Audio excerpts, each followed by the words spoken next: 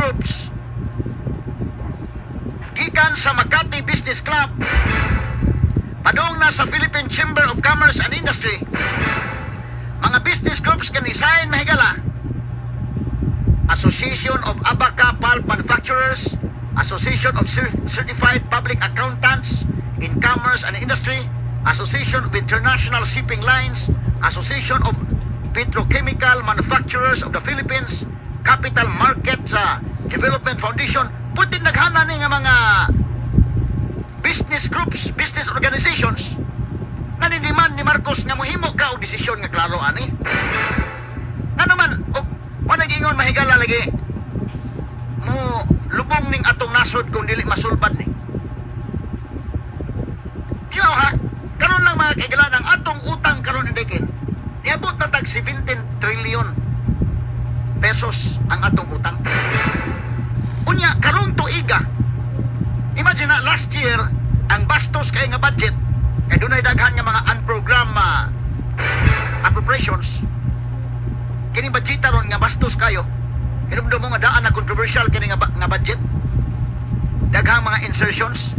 Wala dili makapangunaw si BBM ining issue ha karon kay na issue man maayo. Nya iya man kunuhay ning gi-review. Kabantay ka nga na issue pa mga nito na review ba kana o gibasa ba na tinuod wa ba ngano wa man lagi na PowerPoint presentation nila nganong nana man na. Yan ipasalig si BBM nga iya nang napirmahan, iya na ning na-review. Ya unsa man imbulyaso mang dako ron. Straight to the point. Unya kinini ang wa pa gani mga higala ingnon ta mga kaigsuonang wa pa gani mga kaigalaan masulbad kini problemaha nining budget sa 2025 na controversial ni. Ang budget for 2026 kay ba magpila?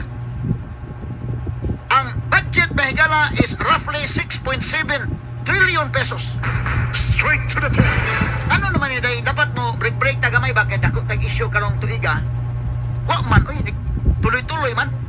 Last year, ang budget nato last year nga, i-implement karong 2025, ang GAA karong 2025 nga controversial, naatay 6.3 kapin trillion pesos ka budget. 6.3 trillion. So mo, kwanta tagamay day, break tagamay day, atong hinahinayan na sa kay mga tao nakakwan, nakabantay na. Kaya mo magka nga ang paro, next year, 6.7 trillion naman noon.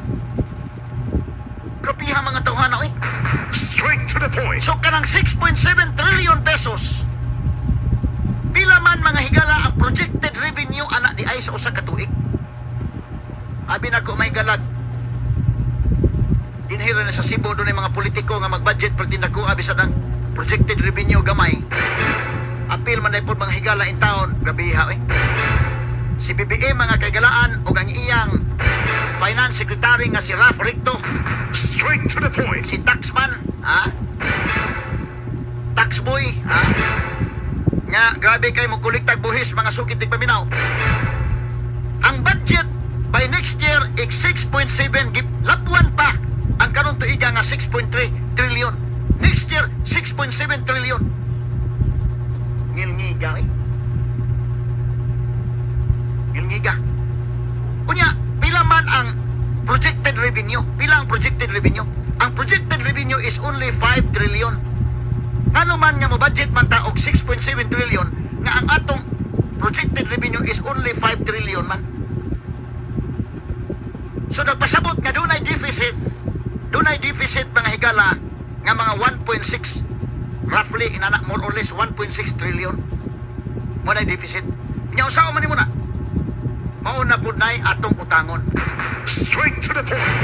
Mauna pud nay utangon aron nga ma-implement ang budget pagkangilngigaw. Kalingo-lingo gyud ka mga sukit tig paminaw. Mangutang na punta. Ngano di man ta magpahaom sa atong budget day? O ginanata ang projected income na to, projected revenue is only 5 trillion. Ngano di man na to i-budget within diha lang? Mangutang na pud aron kawaton. Straight to the point. Sus Ginoo ko. Ato